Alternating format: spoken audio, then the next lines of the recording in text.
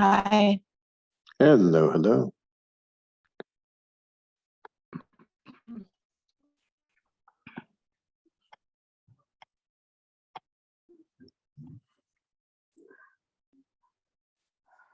I don't have any picture for you, John. Do you what? Oh, I see you now. Yeah. I'm here. Yeah. Yes, hi. Hello, hello. Hello. Hello. Hello. Hello. That's Keith, right? Yeah, just as always. All right. Good, good. Okay. Hi, Keith. Hello there. Yeah. We couldn't quite bring your guardians along. Yeah. Yeah. And again, I have forgotten your name. I'm so sorry about that. I can change it in your box. Uh-huh. Renee. It's Renee. okay. It's Renee. Yeah. Okay. Okay. Renee, right? Renee? Mhm. Okay, good, good. Mhm. Yes. Thank you. Thank Good. you. Thank Thank you. you. We have another participant. Huh? Indeed. Yeah.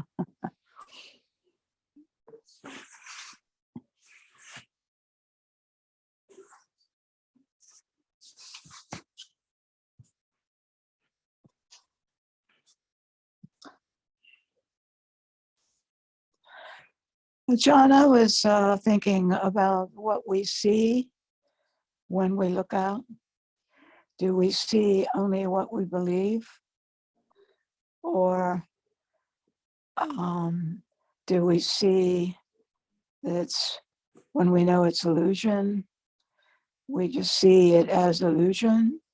Or are we seeing only our level of consciousness, like the way Jesus saw was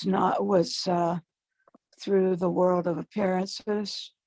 At least that's what it would seem to me, that he was able to see beyond the withered arm, to see the whole arm. He didn't see the woman in adultery, he saw her soul. So do you see perfection in the sense through the illusion of separation?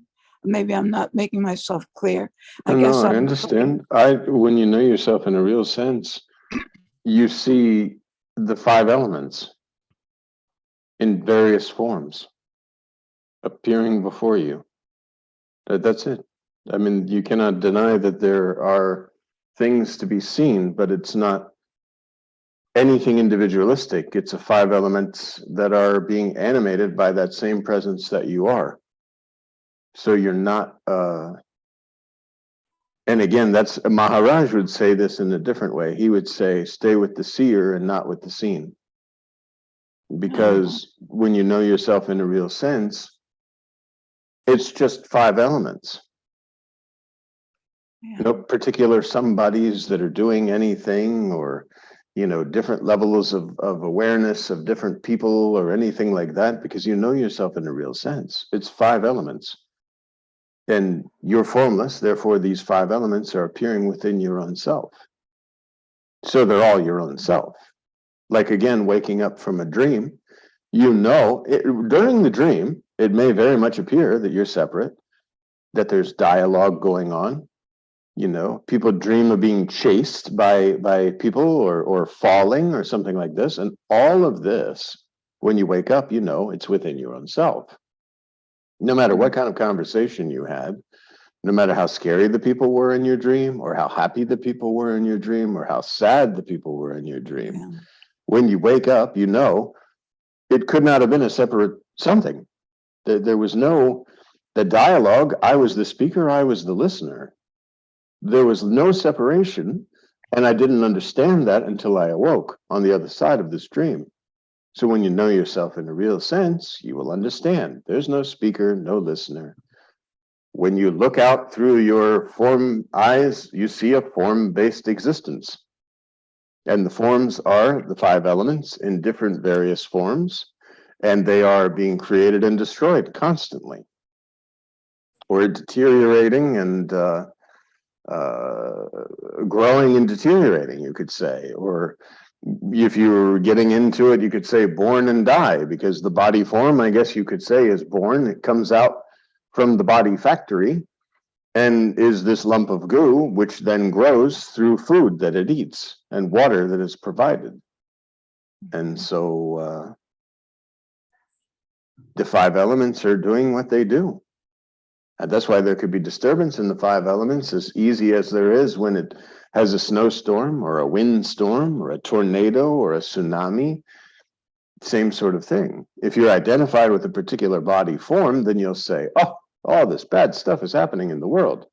If you know yourself in a real sense, there's literally just a bunch of lumps of goo, all believing themselves to be separate. And at one time you believed yourself to be separate, but knowing yourself in a real sense is the same as waking up in your dream on the, in the morning, you say, oh, wow, that was kind of weird. But everything that occurred, the story that was written, the dialogue, the action, the movement, the sun, the moon, the whatever may be occurring within your dream came in your spontaneous presence, projection. And so when you say, what do you see? When you know yourself in a real sense, you see elemental activity. And then in the Hinduistic way of saying it, they say sattva, raja, and tamas, because this energy is either active, believing and taking credit for the energy's actions as a separate sense of doership, or the sattvic, which is just remaining with your selfless self. It's just a very subtle nothing. And even the sattvic, you are not. Because these are, again, states or layers on your spontaneous presence.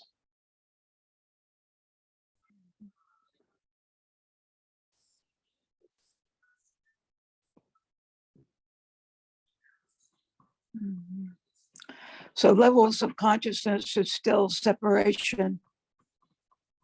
Well, there's no levels of consciousness. There's just consciousness, so to speak. There's the formless presence and the projections that are occurring because of the knowledge of existence, which the consciousness creates, just as it does in your dream.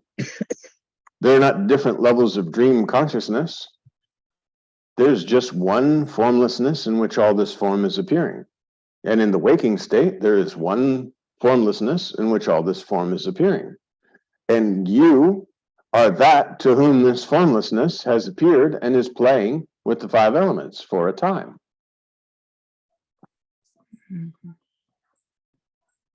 But again, waking up on the other side in the morning, you say, oh, none of that could have been true. It seemed very true. I was identified with a little dream body, doing little dream activities, even speaking to little dream people. But all the conversations, there was no speaker, no listener. There was absolutely nothing other than myself, formlessly, and all these forms were created within that dream consciousness.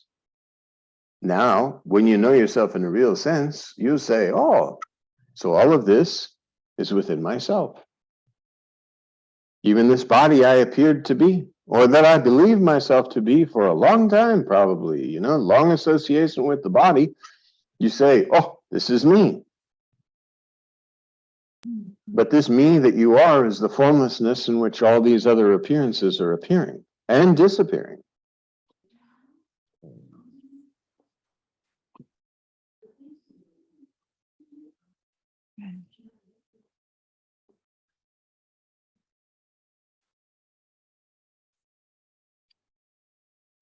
So you know what is not, what doesn't really have being, because Anything that could be known is not. Even the sense of presence. The sense of presence is sort of the first sort of subtle reality, but it's not real. Reality is reality, and anything other than reality is illusion. But because we have these bodies, we can use them to sense presence. Yes. Yes. Mhm. Yep, that's why Maharaj says it's a golden opportunity. Mhm. So then I end up getting the idea that presence is doing something, but it's Well, just presence is like space, more subtle than space, Because of because the way- space appears within presence or on presence, or however you want to describe it. You can't really say on or in. When we start using words, we get Yeah. lost, and Mhm. then it'll say, oh, well, that's not how it's said. And that's why Maharaj says, don't listen like, oh, Ramana Maharshi says this, Nisargadatta Maharaj says this, and Siddharmeshwar Maharaj says this, because no words can really be used Mhm. that are real. So each expression tries to convey the reality using words, because of course, if we just all sat and stared at each other for a long time, it'd be like, well, there was no, well, But in using words, then you can know this and investigate for your own self. Once you know yourself in the real sense, you'll be beyond the words, and then words that are spoken, even what, no matter what religion is spoken, you'll say, oh, that's what they meant. That's what that great teacher or this Jesus or Buddha or whomever, that's what they meant when they said this, because they were trying desperately to express the reality that they were directly experiencing, but without you directly experiencing it in that particular form, it's foreign. Which is why we have nice books that say, don't do this and all this sort of stuff, because people listened to these that knew themselves in a real sense speaking, trying to describe the reality, and look at it as, oh, this person is very wise. I must write these things down. So and so said this, and then he said this about this. This doesn't make a lot of sense, so I'm going to interpret it based on my belief that I'm a body in a world, and so is that person who was speaking. And thus you have all the various religions popping up. Right. And you can cut all that, because prior to beingness, no religion. Mhm.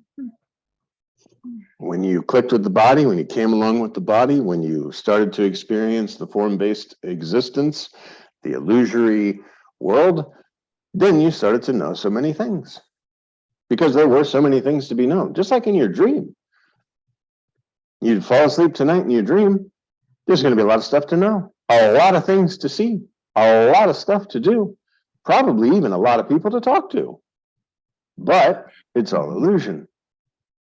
And when you wake up in the morning, you really won't have wasted your time, but at the same time, you'll know that nothing that occurred within that dream is true. And the waking dream is a long dream. It's the same. Yeah. Mhm. While you have this body form available, you're able to dream. Mhm.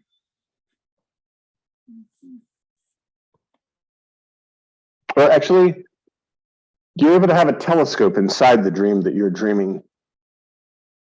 And you're not actually, like, you, the individual self, is not, there's no individualization. So there is a bunch of form, five elemental telescopes looking inside the dream that you, the you that you are, is dreaming, by knowing your sense of existence and creating from this consciousness a appearance of things and things to be known, and even a knower that knows things. Mhm.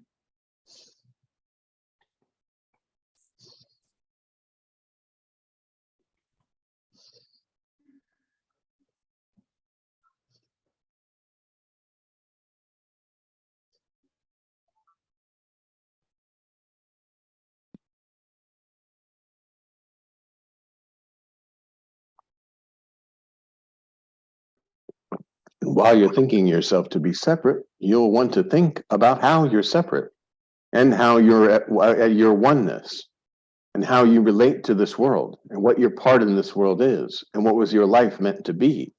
And all these sort of things, when you identify with the body and you believe I am somebody else.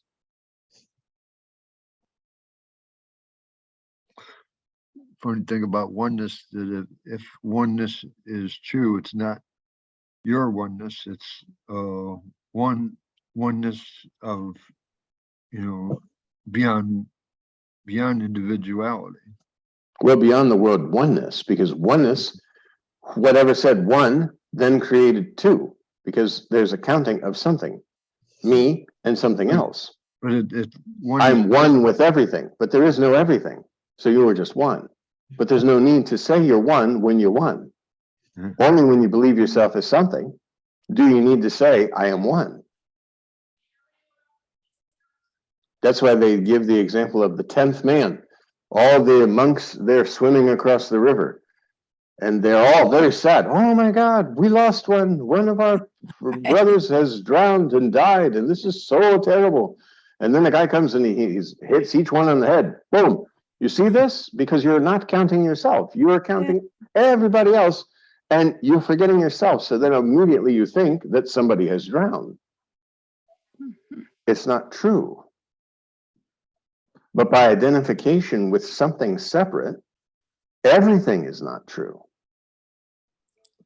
The moment you know you exist, illusion appears, or you can call Maya, or whatever you want to call it. There is no Maya, there is no illusion. Even to say illusion is kind of funny, because illusion is that which is not, and yet we spend great efforts describing this thing that is not. Mm-hmm. Yeah, I guess I could sort of see where I'm very tempted to use the word oneness, because it seems to be the best word to apply at the moment, but actually Nothingness is the best word. Nothing. That's why Nothing. you can cut. There's nothing. And then, of course, from a body-based perspective, you say, what do you mean by nothing? What is nothing? How this nothing is. But again, illusion is that which is not. at least it's not explainable in terms of this and that. Neither is reality, but we still spend a lot of time and effort trying to explain it, because again, and that's why Maharaj says, when you know yourself in a real sense, that's it. You're at your final destination. There's no more need to know. There's no more need to go out to different teachers or gurus or do anything, because it's over. Game over. You are that. I was getting a sort of a sense of that this morning when I woke up, and I meant, this happened to me a while back. I couldn't see a difference between, or I could see the sameness or no difference between deep sleep and being awake. It was like there was no really distinguishing characteristics of the two so-called states. And it was beyond words. The first word that came to my mind was oneness, but it was present. So it didn't matter what word you used to it. It was just no other. There is no other than what was present. So no other sort of fits the same as nothing. Yeah, the absence of everything except yourself. Where all experience ends, there you are. That's how Maharaj would say it. But it's not my individual. Well, again, when there's the absence of everything, you are. Because when there's the appearance of something, you are there for that appearance to appear. If you were not there, there'd be no appearance. And if there was, there'd be, like, that's that knock, knock on the door. Who's there? Nobody's there. Well, somebody has to be there to say nobody's there. So the absence of everything, or where all experience ends, there you are. The experience of being something, the experience of experiencing. Even the experience of experiencing nothingness. That's why, again, Maharaj says, no experience, no experiencer. Yes, sir. Mhm. No witness, no witnesser. Mhm. Mhm. Because while you're in this body form, you can create the concept of a witness, but the truth is you're more like the space in the room than you are the body form that is creating the concept of a witnesser witnessing. The space is not witnessing what's going on inside of itself.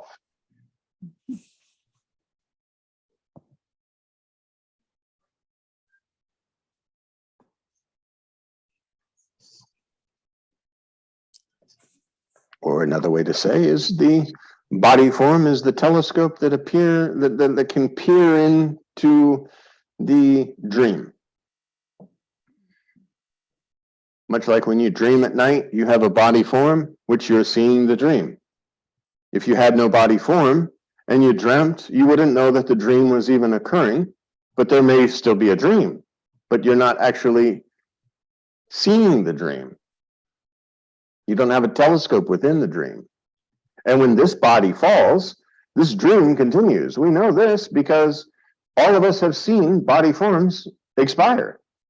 And it didn't just whoosh, wipe out the entire. So, like if we say, okay, Maharaj has experienced himself, his selfless self.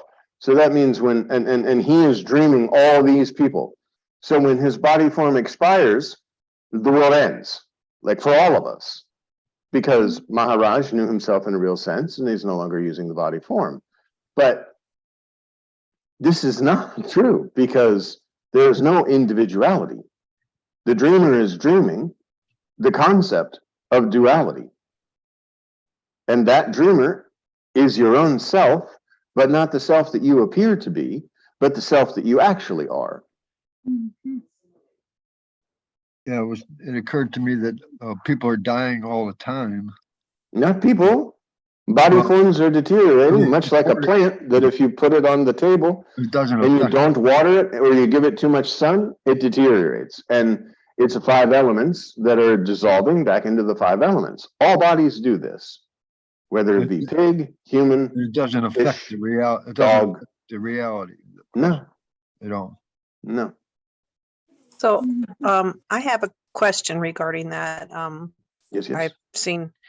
I worked in a morgue and I've also been in healthcare and seen a lot of dead people. And I pretty much agree with what you're saying in regards to the physical body at death. I have had an exception in that I saw, this is in somebody that was sleeping, though actually not dead. When I walked into the room, I saw what looked like an etherical body floating above the bed of the person that was sound asleep. Now, being a nurse, I kind of screamed because I thought the person had passed and that I was seeing something. And the person actually was sleeping and woke up. So how do you, is that all an illusion also, what I'm seeing? Oh, yes. I mean, anything that can be Yes. seen, experienced, known, it's all taking place within the bubble of illusion. So, Yeah, because I can sense that when they're dead. I mean, I feel like it's all an illusion. You know, people go through this process with people that are dying, and I feel like it's all an illusion to me. It's like watching a show or something, just observing. But that was the only time that I kind of got freaked out a little bit. well, and that's how, Because like when I saw Maharaj that, says, in meditation, you may have amazing experiences. You may see the God, you may Mhm. see Master, whatever, but just know that it's all illusion.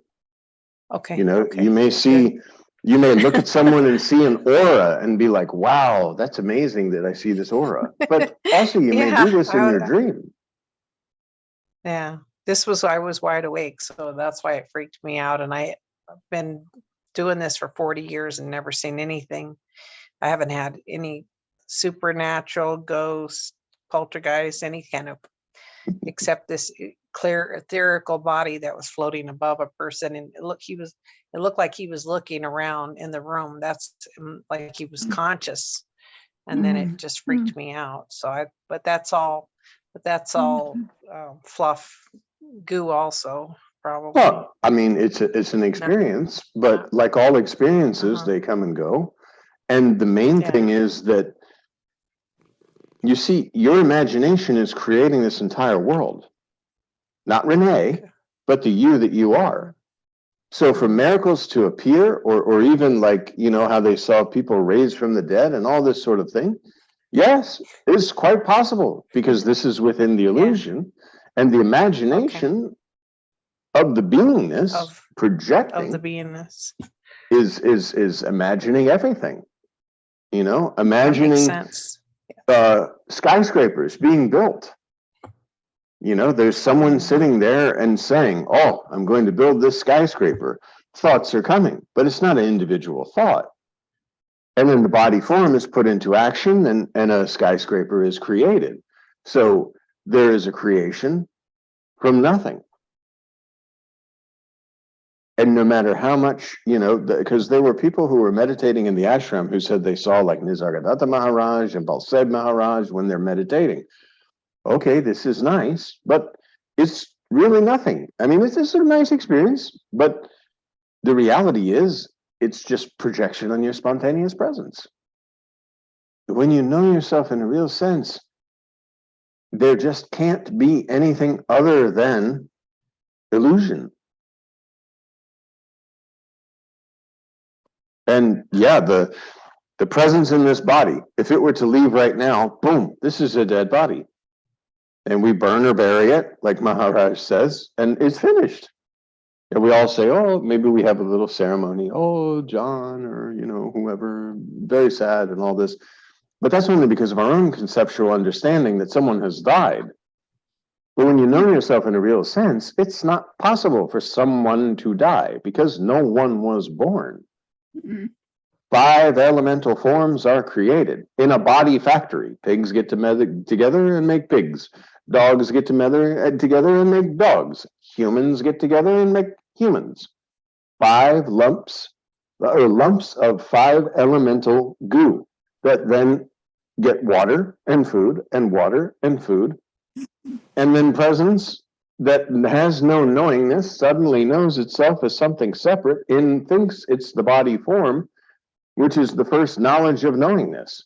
But in reality, it's like the space. If this body was an empty shell and the space suddenly was in it, it would wake up and see a room and see objects within itself, not knowing that it is itself.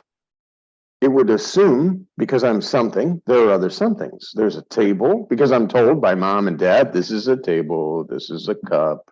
These are things that you can use because you are a doer. Of course, they don't say you are a doer, but they reinforce the actions done by the body as if they are yours, and you create a sense of doership as a doer doing actions. In reality, the space in which all these actions are occurring is your own self. The body is an appearance from the 5 elements, and the power and the energy is coming from the space with the understanding that I'm something separate that can move and talk and learn, and there are other separate objects. And then mom and dad stamp that label on the body. My son, my daughter. Oh, this is my mom, my dad. Then when the body form can no longer sustain the essence, we say, oh, mom and dad have died. It's very sad. And okay, you can, because you're not a robot.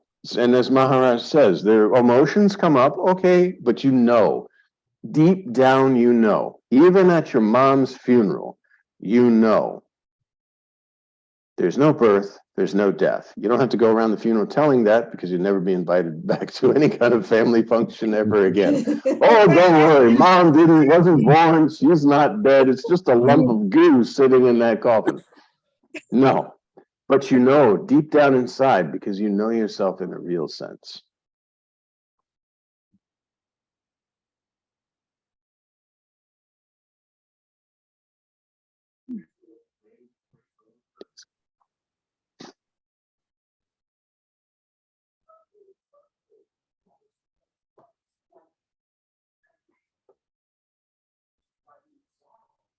I've spent the last, There's no purpose other than to wake up. The only purpose of this manifestation is an opportunity to wake up. No, not even that. What's the purpose of your dream? Well, Every you're night you have a using different these dream bod- and you're created. using these bodies. You're using these bodies. We're using these bodies to recognize the selfless self. So isn't that a purpose? I mean, because you have this body, it's a golden opportunity to know yourself in a real sense, but I wouldn't say it's a purpose because, again, every night you dream an entire dream world. What's the purpose of all the people in it? Truly. When you Well, wake that's up, the part of entire the dream illusion. world is gone. That's the illusion. Exactly. When the illusion is gone, it's gone. There's no, when the body form, when this telescope ceases functioning, it's just like I have a telescope, you're my neighbor, you have a telescope. My telescope breaks. I can no longer see the stars. You're still seeing the stars, but it's only one that's seeing these stars, in which the experience of existence, the bubble of illusion, the five elemental world is moving about.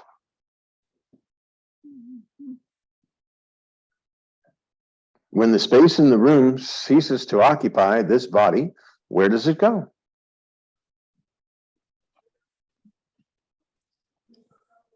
Even to say you're leaving the body is not really true because it's like they talk about the jar, the space inside the jar and the space outside the jar. If you break the jar, is the space inside the jar leaving the jar? It's space, presence. It's not going anywhere. which you are. The body is more like within you than you are within it. Even though we say the presence in the body or the spirit, the power, the energy moving the body, but it's more like, that's why Maharaj says, if at all you want to compare, compare yourself to sky or space. Because there's no, like, okay, space leaves this body, just like the breath. I breathe in, it's my air. I breathe out, now it's everybody else's air. The air has no idea that it's my air or your air. That's the first thing. And the air really isn't separated by this body form. It's everywhere, space. Going back to the analogy, and they use it in all the spiritual texts pretty much. It's like, okay, this jar and the space in the jar and the space outside the jar, it's the same. Or as Maharaj says, the different houses. If we have the walls coming down, does the space in the ashram go to heaven and the space in the toilet go to hell?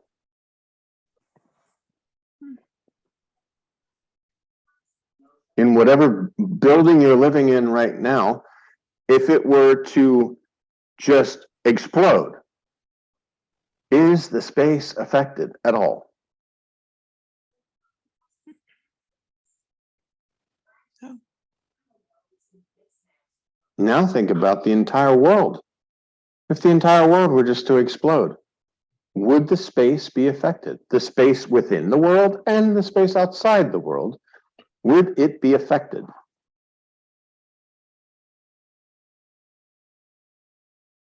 Objects appear, play for a time, disappear, and that is the something within the nothing that you are.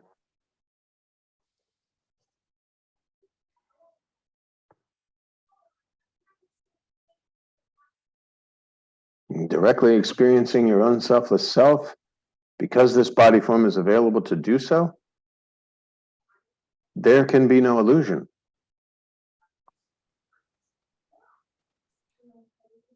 The world doesn't disappear. It just is known that it's a five elemental world that is five elements. Everybody you see is a five elemental conglomeration, a little clay doll, so to speak. Even I think in Christianity, they talk about us all being like the potter and the clay, and they breathe the life into the clay, and then it starts walking around. The presence animates this 5 elemental lump of clay and moves it about. And then when this body is no more, it's burned or buried, dissolves back into the 5 elements. And Maharaj says it very beautifully that this body is a rental. Don't get like all hung up and attached to it.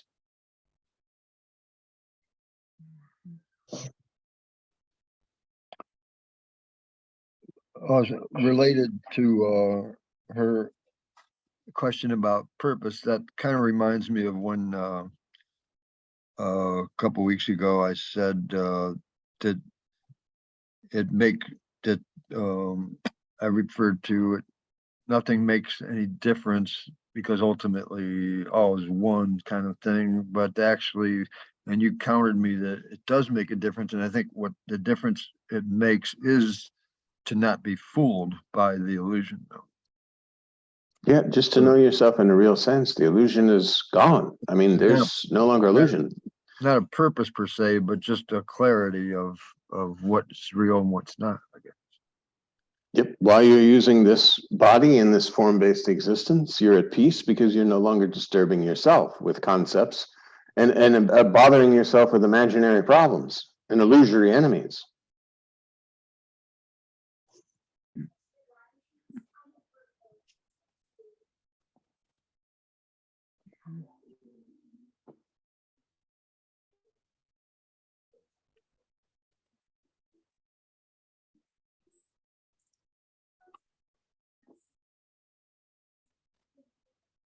And I think what I told you about the experience this morning of dream or deep sleep and the aware mental state. I think what the prior day I had been focusing more than usual on the mantra. And I was just able to, a lot of time, most of the time I forget about it. I get distracted all the time, but I was making an extra effort to, Good. I think that had something to do with, because what the mantra, I think it's like you're doing a mantra and then that doing reveals that it's not the mantra doing that makes reality. It's like even the mantra is like a false type of being because it's not, because doing doesn't really have any being. You're doing the mantra, but the mantra doesn't have any being of its own. It's coming from the real. Well, the you that you are is listening to the mantra running through the body and understanding that I'm none of this. And slowly, silently, and permanently, illusion is being swept away. So the fire is burning, ash is covering the fire. Mantra, slowly, silently, and permanently reveals the fire or the presence that you are.